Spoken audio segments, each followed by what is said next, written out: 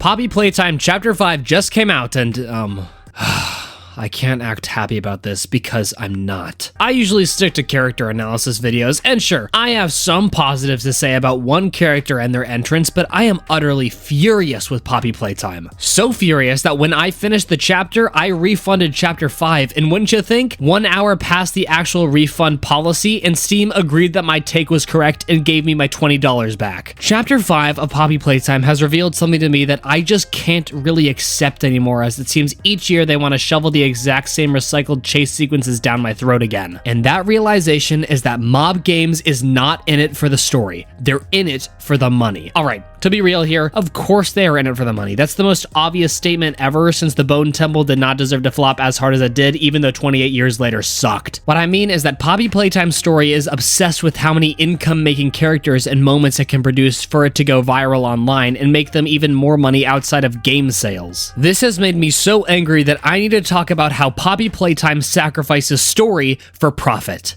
Make sure to like, comment, hype, and subscribe to this channel for videos I'm sure you'll like if you check them out, and subscribe to my second channel for edits of your favorite films and shows to your favorite songs, more or less. I can already tell people are going to be clicking on this video to insult me and click the dislike button, but that doesn't affect me because they're probably so young that they don't understand what the birds and the bees mean yet. Anyways, Poppy Playtime is easily one of the most greedy story games out there at the moment, and I'd be willing to bet on that. The overall game, if you want all 5 chapters, would be a total of $65. Now on paper, a lot of games are around $70 and are even pushing into $80 now, but do you want to know what's really bad about Poppy Playtime? Chapter 5 isn't the end of it. Now, there was never confirmation or hints that Chapter 5 would be the final one. I mean, if we take a look at Bendy, we probably all assumed Chapter 5 would have been the last because Bendy ended at Chapter 5, but the problem with this is that Poppy Playtime seems to have no ending being set up. I mean, we meet the prototype in this chapter and we really badly injure him, but there are still so many places that the story seemingly can go that even one more $20 chapter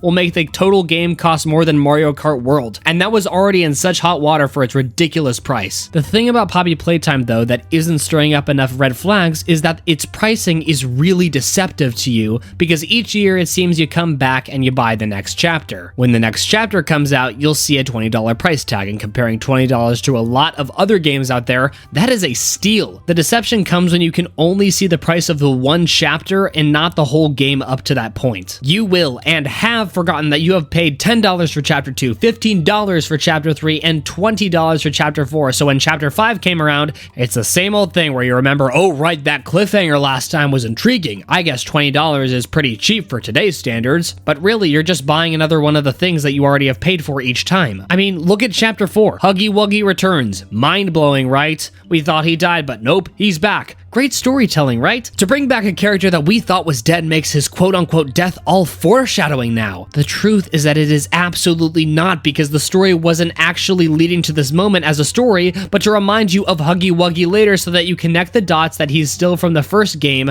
and that now you need to see where the chapter goes, and to also maybe buy a Huggy Wuggy doll or something. I mean, I would find it baffling if someone genuinely thought that Kissy Missy is actually artistically designed to be a polar opposite of Huggy Wuggy. No, she is not. In the story she is, but do you really think that this isn't just another way of taking that really popular Huggy Wuggy design and just making it pink to make more people buy it? I mean, let's think of it like this, right? Huggy Wuggy is a boy, so he is blue. Kissy Missy is a girl, so she is pink. So now you can target both boys and girls with one product, and because they are so similar in the story and are tied together, then you'll have to buy both the plushies just in case the other one gets lonely. This isn't just Huggy Wuggy too. It's the same with Mommy Longlegs, where there's a Daddy Longlegs, but I don't remember ever seeing him in the game. It's almost like it wasn't made just for profit, not to benefit the actual story. Speaking of the plushies, every last character introduced in Poppy Playtime is purposely designed to be marketable. Do you ever think that maybe the reason why the wrong side animals are actually implemented into the game is because the smiling critters were so popular? Just a thought, really. But then you look at how they are used in each game and realize that their only purpose is to be more of an obstacle that the player gets through before they vanish. Seems to me like they're only there to show off and then be sent to your porch once you buy one of these colorful things things for $30+. That brings me to the actual game. You think that Lily Longbraids is actually an underappreciated masterclass in character writing because she comes in to swoop you up? Hell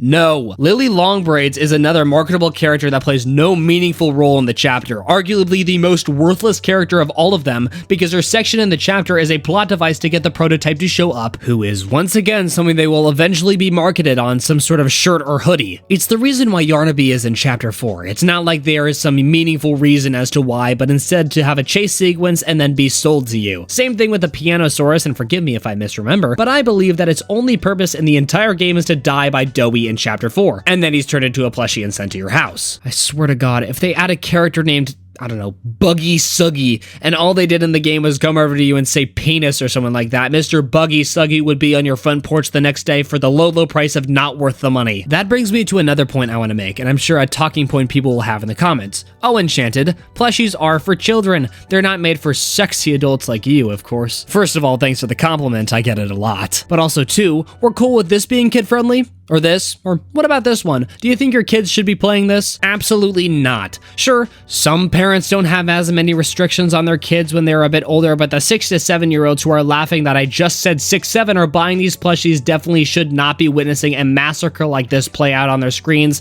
regardless of if it's fiction or not. This isn't a video on how to parent a kid, but it leads me to the main purpose as to why this video exists. Profit comes first when making the story. I don't work at Mob Games or have connections to them at all, but I can tell that when they're making a chapter of the game, they want to stuff as many marketable plushies as they can into it. Outside of all the wrong side Outimals, we have Giblet, Chum, Lily Longbraids as new characters. Then we have an actual appearance of the prototype, and we even have new variants that they can make of Huggy Wuggy, Kissy Missy, and Poppy herself now because they are damaged. And if you think they wouldn't make a damaged version of these characters, they literally have a smiling Huggy Wuggy versus a scary Huggy Wuggy plush that are two separate things, and the only difference is the way the mouth is styled. The purpose of stuffing all these new characters into this chapter is to have YouTubers put them in thumbnails, and because they are very bright and colorful at times, so Mob Games makes the story revolve around how many characters they can put in, even if it detracts from the pacing of the story that no longer makes sense anyways, and then use the game as a selling point for their store where they can buy memorabilia of their favorite characters from the specific chapters. Just watch this. I can already predict that chapter 6 will have around 3+ new characters at least, and there will be more variations and a new set of smiling critters that aren't really called the smiling critters anymore. Mob Games has designed its already way too long story to revolve around characters you meet and not on the journey you're on. As long as you leave the game thinking the characters are cool, and even if the gameplay is the same over and over again, only slightly tweaked in certain areas, then they have done their job. If you still don't believe any of the things I've been saying, I've kept the auto-winning strategy for the very end of this video. Why else would the factory be as large as it is if it wasn't to have us discover new areas and most importantly new characters for the greedy people at Mob Games to turn into more profit? Poppy Playtime doesn't care about what new story detail they add. The only thing they learned was to make sure a new chapter comes out per year. There are more characters introduced in each chapter and that the story doesn't matter as long as it has a chase sequence in it. I can already tell chapter 6 won't be the end. I'm sure Poppy Playtime will most likely cost around $100 plus to have all the chapters to play in order. And even once the main game is finished, Poppy Playtime spin-offs, movies, and more profitable merchandise will continue to pour out because it's too big to fail now. I swear, we need more people like Markiplier who are just refusing to play the 6th chapter. This is absurd. But my hope is that those kids are spending their money wisely and are enjoying their merchandise they are feeding into. With that said,